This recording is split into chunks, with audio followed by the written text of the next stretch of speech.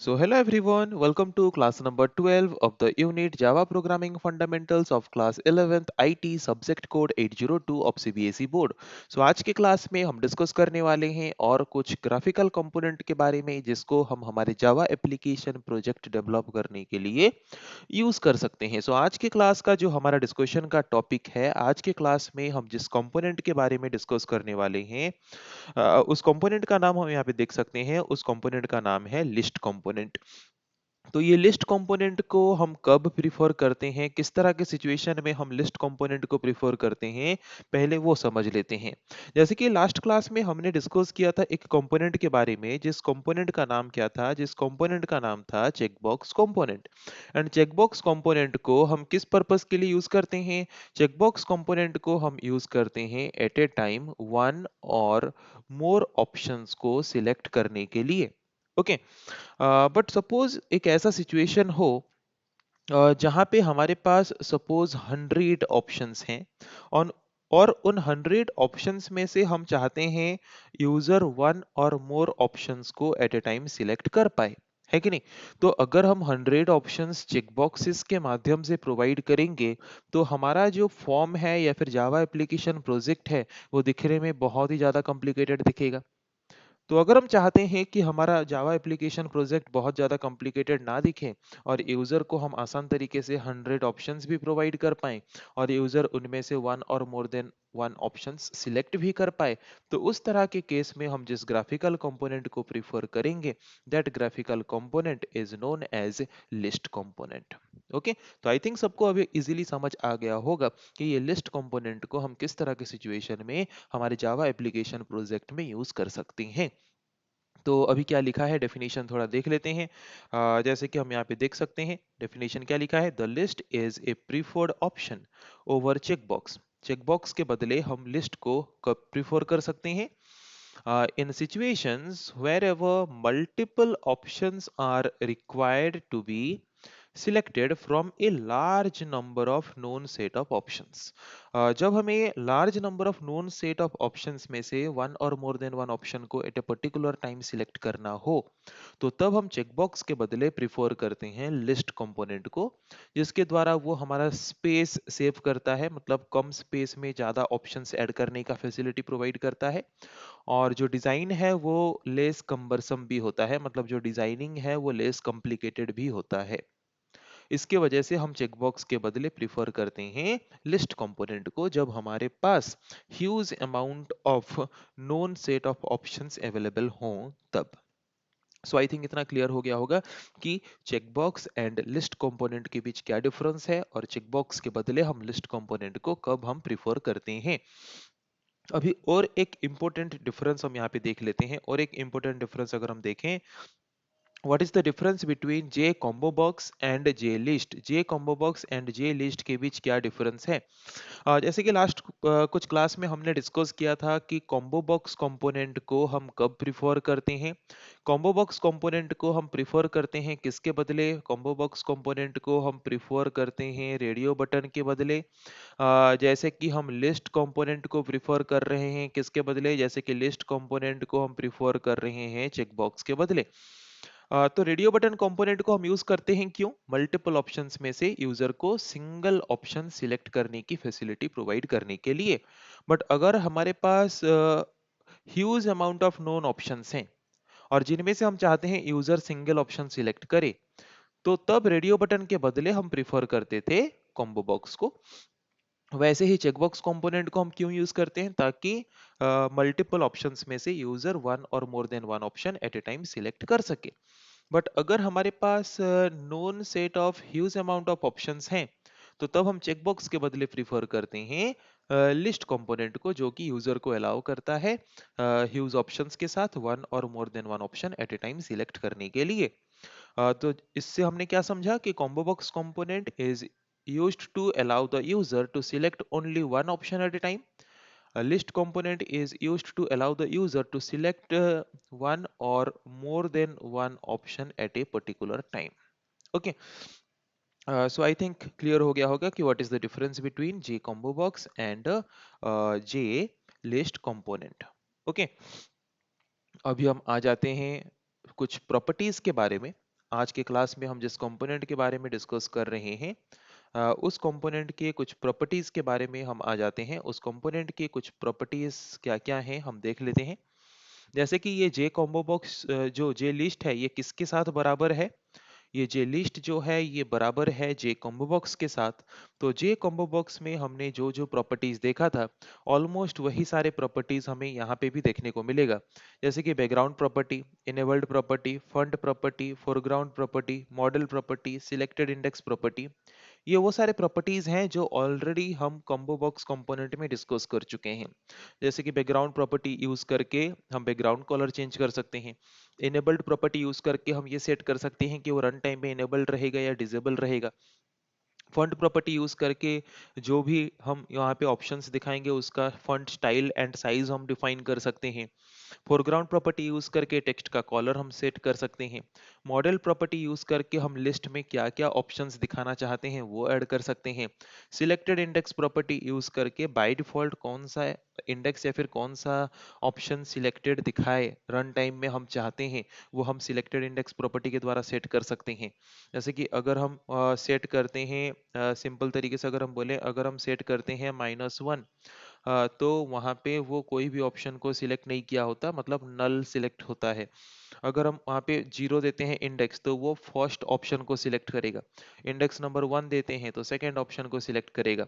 तो जो भी हम सिलेक्टेड इंडेक्स प्रॉपर्टी में जो भी इंडेक्स हम देंगे उसी इंडेक्स के हिसाब से वो ऑप्शन को बाय डिफॉल्ट सिलेक्ट करके रन टाइम में हमें शो करेगा।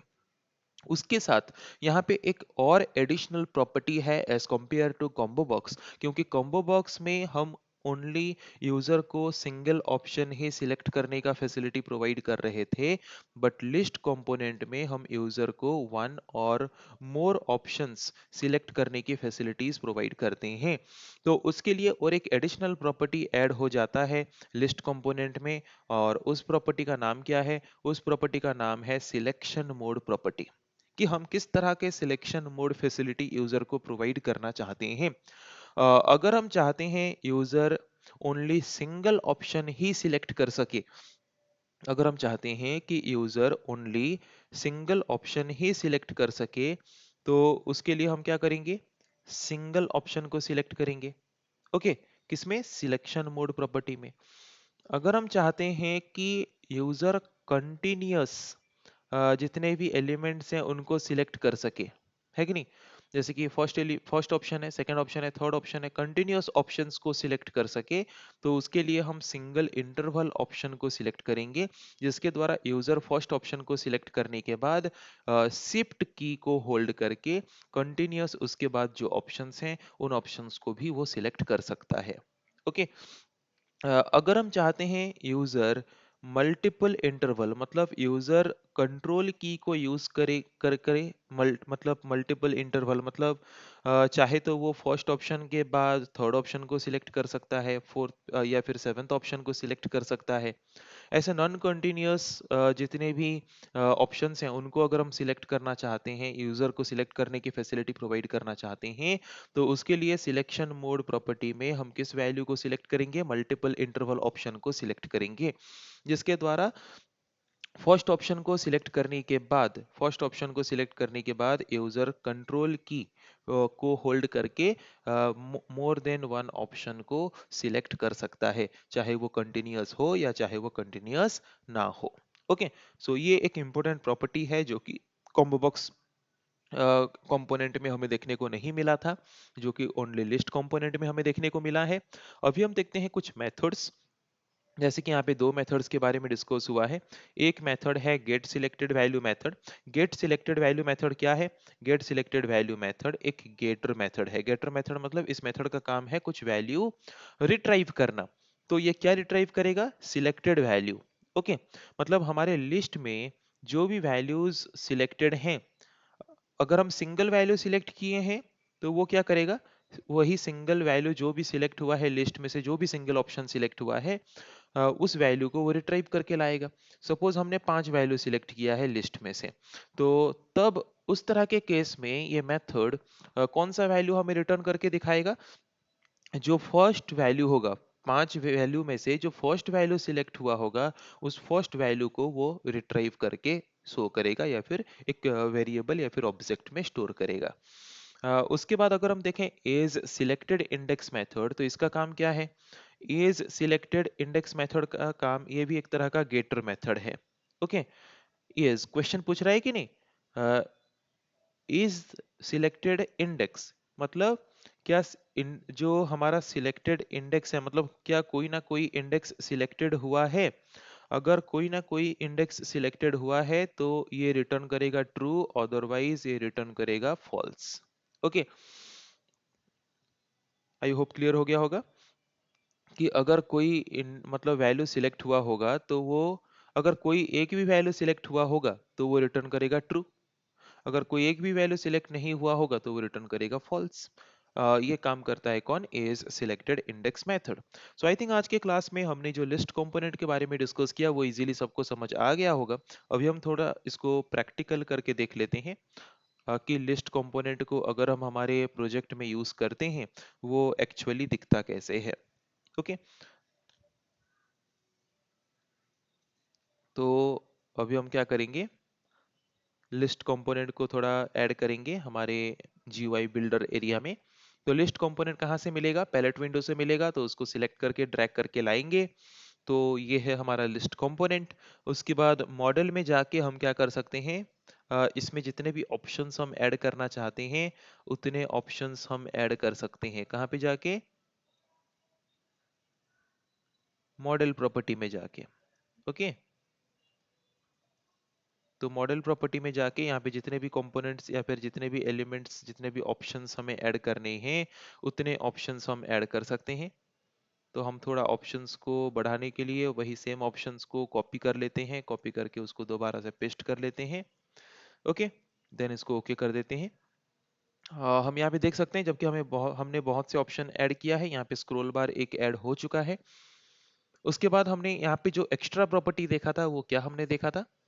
एडिशनल प्रॉपर्टी हमने जो देखा था वो एडिशनल प्रॉपर्टी हमारा था,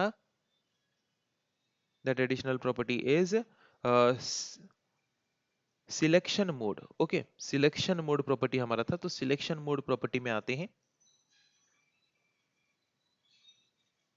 कहाँ पे सिलेक्शन मोड प्रॉपर्टी है वो हम देख लेते हैं।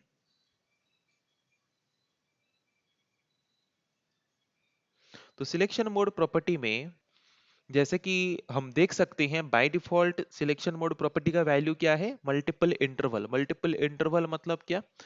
कि हम कंट्रोल की को यूज करके कंटिन्यूअस ऑप्शंस या फिर नॉन कंटिन्यूअस ऑप्शंस दोनों को सिलेक्ट कर सकते हैं। तो थोड़ा रन करके देख लेते हैं पहले।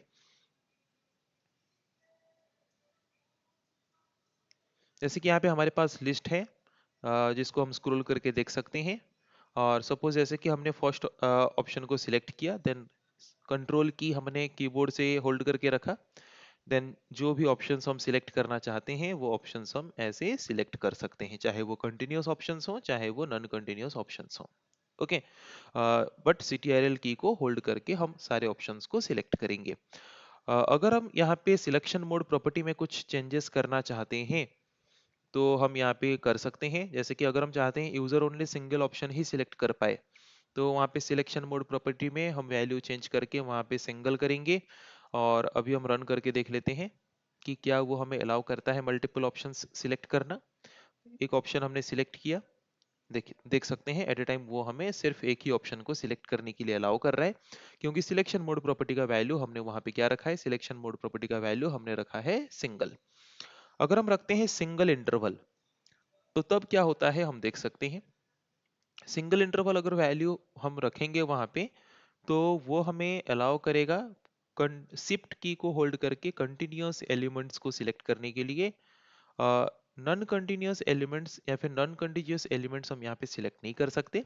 ओके, अगर हम सिंगल इंटरवल ऑप्शन रखते हैं तो मतलब कहाँ से लेके कौन से रेंज तक हमें ऑप्शंस सिलेक्ट करना है वो हम चूज करेंगे बाय होल्डिंग शिफ्ट की।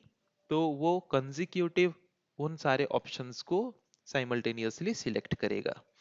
तो इस तरीके से हम लिस्ट कंपोनेंट को यूज कर सकते हैं हमारे जावा एप्लीकेशन प्रोजेक्ट में। और अलाउ कर सकते हैं यूजर को एट ए टाइम वन और more than one options select करने के लिए out of known huge amount of options. Okay, so next class में हम डिस्कस करेंगे ऐसे और कुछ टॉपिक्स के बारे में इस यूनिट का। सो आज के क्लास को हम यही पे एंड करते हैं। So thank you everyone.